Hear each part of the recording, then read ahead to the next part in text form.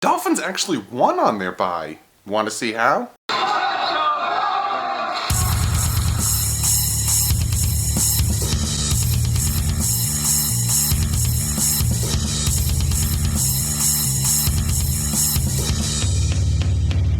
What's up, Fin fans? So, bye week has passed. Week 11 has passed. There were some good games tonight.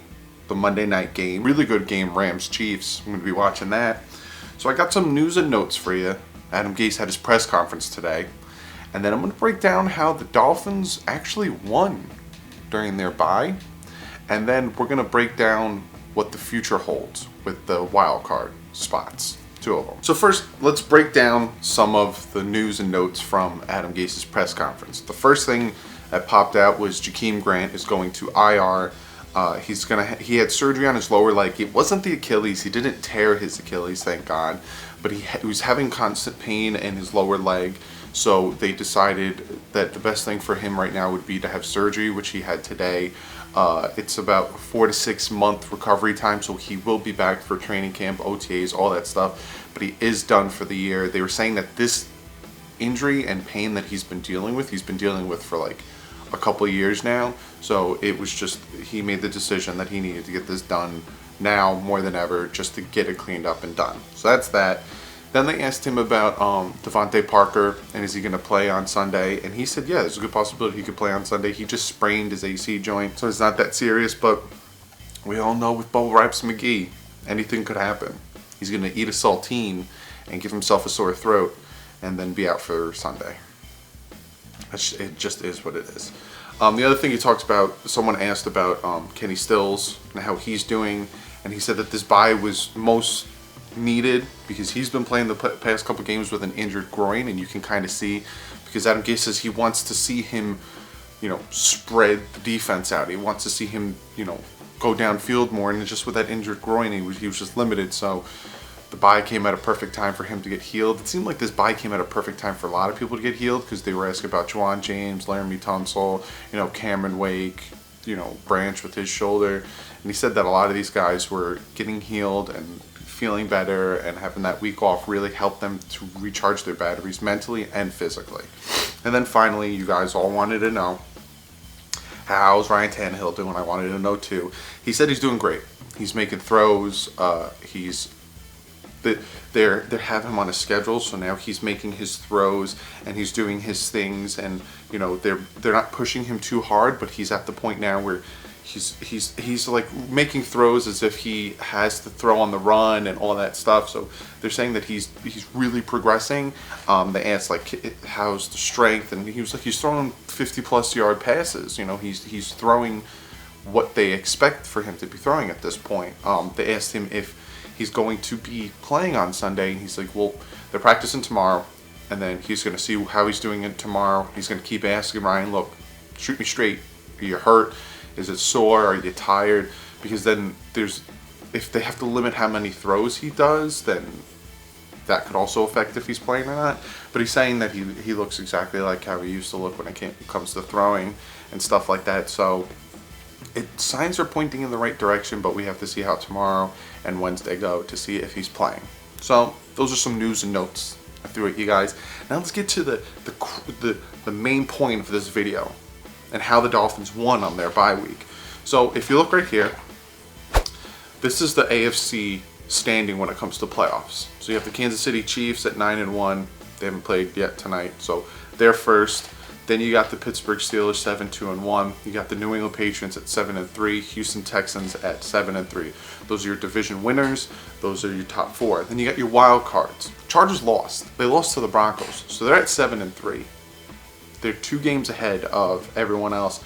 And then with the Titans and the Bengals losing, which the Dolphins needed and happened, all of a sudden you have 5 teams at 5-5. You have the Ravens, the Cincinnati Bengals, Miami Dolphins, Indianapolis Colts, and the Tennessee Titans. So what I'm going to do in this video right now is we're going to look at all the wild card teams' records for the last 6 games of the season. I'm also going to look at the Patriots' last 6 games of the season to see if it's even possible for the Dolphins to win the division, not only get into a wild card.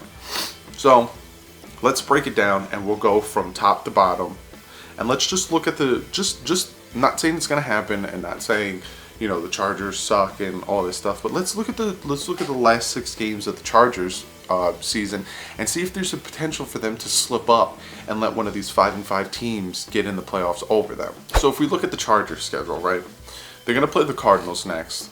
Then they're going to Pittsburgh to face the Steelers, and they got the Bengals. Then they're going to the Chiefs. They got the Ravens, and they got the Broncos. So the good thing for Miami right now is, if you notice, there's 2 teams that the Chargers have to face that are in the wild card hunt. You got the Bengals and the Ravens, both 5-5, facing the San Diego Chargers. So say both of those teams beat the San Diego Chargers, and both of those teams can knock the Chargers down to having an even record with everyone else, then there's still that potential that instead of one team going in to the wild card spot, we might have 2 of the 5-5 teams, because they also have to face the Chiefs and the Steelers. So there's a potential for the San Diego Chargers to lose 4 more games, which means the Chargers could end their season 10-6, which means another 10-6 team could get in there with this tie-breaking stuff. I don't know what it would be like with a 3-way tie or 4-way tie at 10-6, but 10-6 can get you in the playoffs with what we're looking at with this schedule. So don't lock in the LA Chargers as a guaranteed wild card. So now let's break down the Baltimore Ravens.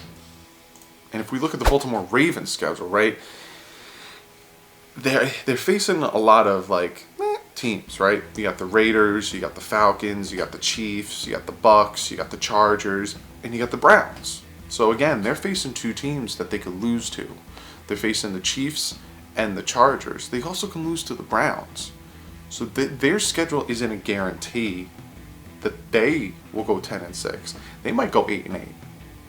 And again, a 9-7 team can get that last wild card spot if the Ravens or someone or the other teams go 8-8. So again, I had a conversation with one of the subscribers, and I said 9-7 can get you in the playoffs, and they were like, no, that's not going to happen. It is possible for a 9-7 record to get in the playoffs, which means the Dolphins only have to win 4 of the 6 games, which isn't out of the realm of possible. I'm not saying it's likely, I'm not saying it's going to happen, but it isn't out of the realm of possible. If we look at the Cincinnati Bengals, right, they're facing the Browns, the Broncos, the Chargers, the Raiders, the Browns again, and the Steelers. With the Bengals, they have a better chance of getting that wild card spot because they're facing the Browns twice, they're facing the Broncos, and they're facing the Raiders. But if you saw what the Broncos did to the Chargers, it's also not a guarantee that they'll beat them. So again, you're looking at these teams, and it's going to be for the last 6 games of the season, it's going to be a very tight race to get that last wild card, because there's a lot of mediocre 5-5 teams vying for the wild card spot in the AFC. So that's why, I know a lot of you guys think that the season's over because of the injuries and the fact that we haven't scored a touchdown in 9 quarters and the fact that the defense keeps giving up a lot of things. But when I talk about the Dolphins, the rest of their schedule, I'm going to talk about something else that's pretty specific. Now we have the Colts, who right now are below the Dolphins. So below the Dolphins right now is the Colts and the Titans. And when we look at the Colts schedule, they're facing the Dolphins on Sunday, then they got the Jaguars, then they got the Texans, the Cowboys, the Giants, and the Titans again. Now, the Colts are, I think, undefeated against... I think Andrew Luck is undefeated against the Titans. So you could chalk that up as a win. But the Texans and the Jaguars, even and the Giants, don't chalk those up as wins.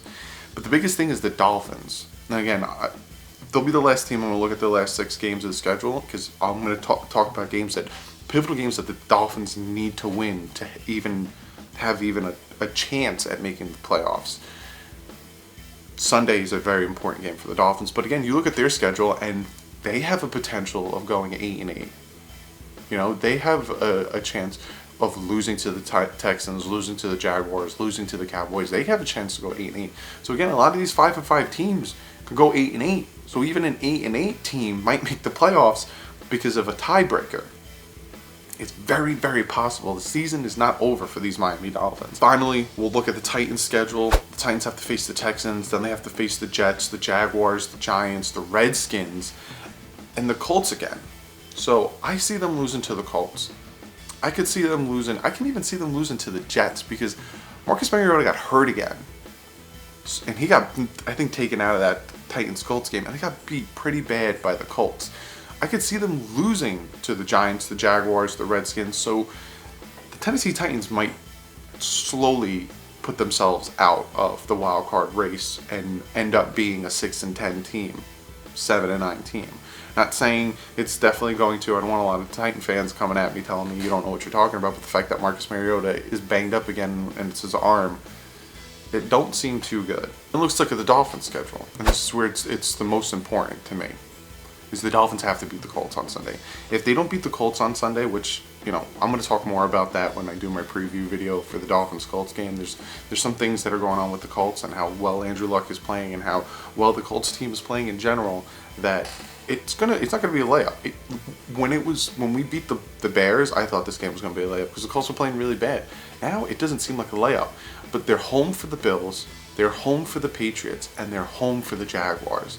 The Dolphins play really well at home. They're 4-1 at home, so that's 8-8 if they win their home games. And then they're at the Bills, at the Vikings, and again this weekend at the Colts. If the Dolphins can beat the Colts at the Colts and win every single one of their home games and go 9-7, there's a very good chance they get that last wild card spot. Because like I was telling you, a lot of these teams are going to go 8-8. A lot of these teams, I think, could lose those games and go 8-8. So all of a sudden, a 9-7 team can project themselves into the playoffs. So you never know, if the Dolphins beat the Jaguars second to last game of the season, that could be their clinching into the playoffs. They could be like, all right, Dolphins are 9-6. They're locked in on the playoffs because everyone else is going to go 8-8 this season, and the Dolphins will go 9-7 if they lose to the Bills. And that could possibly happen. Now let's look at another scenario for the Dolphins to get in the playoffs, and let's look at the Patriots' schedule. So if the Dolphins beat the Patriots at home, that would be huge, because you look at the Patriots' schedule. On Sunday, they're going to play the Jets. They're going to beat the Jets. Then they have to face the Vikings. Again, Miami beats them. I'm saying this is hypothetical. Miami beats them at home, right? Right now, they're 7-3, right? So they beat the Jets. They lose to the Vikings. They lose to the Dolphins, right? All of a sudden, they're 8-5, right? They got to face the Steelers, face the Bills, and the Jets again. So say that they lose to the Vikings, the Dolphins, and the Steelers, right? So they go 10-6 on the season. If the Dolphins go 10-6 on the season, there's a potential to win the AFC East. Is that going to happen? No. Am I talking out of my ass? Most likely, it's just high hopes. But what I'm trying to show you guys is the way that the season fell during the Dolphins bye week. They're in perfect situation to just take care of business, win their games, and they can make the playoffs. At 9-7, this Dolphin team can make the playoffs because of what I showed you, that the Colts, the Ravens, the Bengals, the Titans, and the Chargers, what their last 6 games look like, and how there is potential for those 5 teams to slip up and let the Dolphins sneak in if they win at least 4 of their last 6. So, comment below. Let me know what you think. Do you think I'm crazy? Do you think it's potential? Do you see that this AFC wild card with the Dolphins and all the other teams is just really tight, really fun to watch? Let me know below.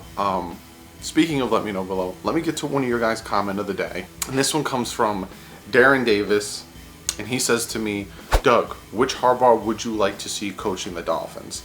And there's been this talk about the fact that Adam Gase has a potential of getting fired, but they talked to Ross today, and it seems like he understands the whole injury front, that he, if they go 6-10 again, then there's going to be changes made. It seems like it's coming out of Stephen Ross. But if they do 7-9, 8-8, 9-7, it doesn't seem like there's changes that are going to be made come from the head coach, but there might be changes, Tannenbaum, Greer, that type of situation, which, again, one of you guys said to me, there's no way that the Dolphins are going to get rid of the whole thing, because Stephen Ross never blows everything up. But if I had a choice right now between the Harbaugh brothers, like which one do I want head coach in the Dolphins, say that they completely cleaned house and they completely wiped it all up. And I was going with Jim.